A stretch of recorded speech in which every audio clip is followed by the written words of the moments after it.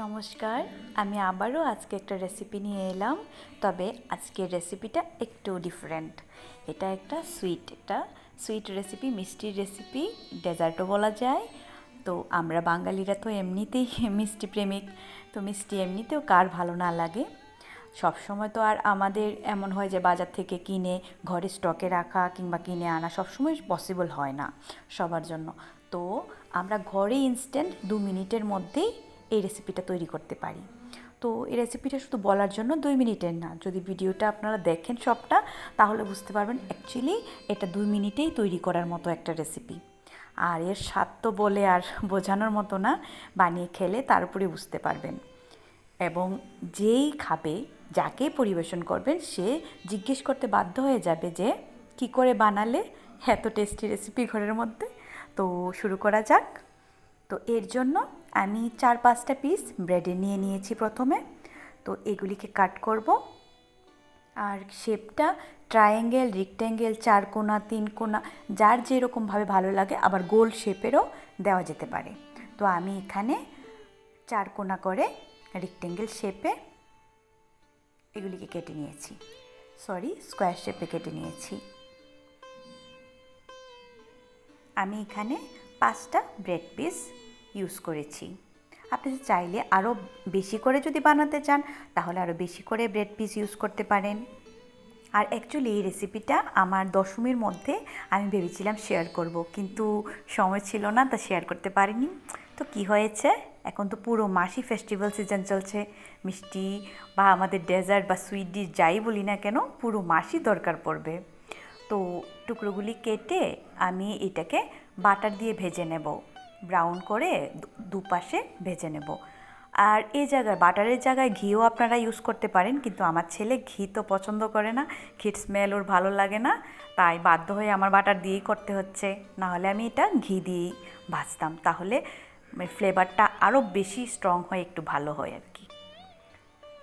তো both side আমি brown যখন হয়ে যাবে, তখন ব্রাউন ব্রাউন করে এগুলিকে নামিয়ে নেব, যাতে আবার জ্বলে না যায়, তাহলে দেখতে তো সুন্দর হবে না।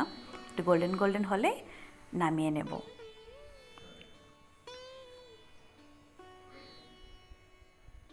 হয়ে গেছে, এগুলি এখন একে একে প্লেটে আমি নামিয়ে রেখে দেব। অপর পাশে আমি প্যানের মধ্যে 250 মতো দুধ দিয়ে দিয়েছি, আমুলের লিকুইড মিল্কটা দিয়ে দিয়েছি। তারপর এতে 3 চামচ আমি চিনি দিয়ে দিয়েছি। যারা মিষ্টি একটু বেশি পছন্দ করেন, অ্যাকর্ডিং ও টেস্ট অনুযায়ী একটু বাড়িয়ে দিতে পারেন। আর আমি গোটা এলাচি এখানে 5-6টা এলাচিকে দিয়ে দিয়েছি। আপনারা চাইলে এলাচি পাউডারও বাজারে যে কিনতে পাওয়া যায় ওগুলি ইউজ করতে পারেন, কোনো অসুবিধে নেই।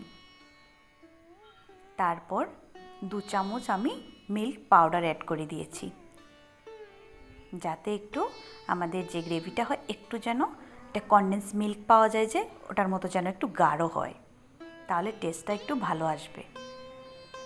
আর এটাকে ভালো করে একটু নাড়াতে হবে।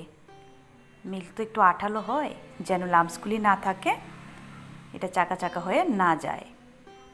তো ভালো করে নাড়িয়ে এটাকে কন্টিনিউ একটু চালাতে হবে চামচটা, যাতে করে নিচেও না লেগে যায়, একটু খেয়াল রাখতে হবে।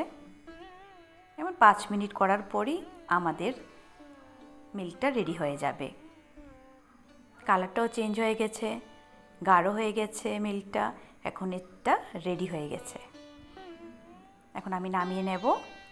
নিয়ে ব্রেড পিসগুলির উপর আমি এমনিতে কিছু ড্রাই ফ্রুট সাজিয়ে দিয়েছিলাম, এটার উপরে আমি মিল্কটাও দিয়ে দেব। আর ড্রাই ফ্রুট আপনি আপনার পছন্দের অ্যাকর্ডিং যে কোনো ড্রাই ফ্রুট চুজ করতে পারেন। আমি কিশমিশ আর আমন্ড চুজ করেছিলাম। তো সাজিয়ে এখন আমি 20 থেকে 30 মিনিটের জন্য ফ্রিজে রেখে দেব।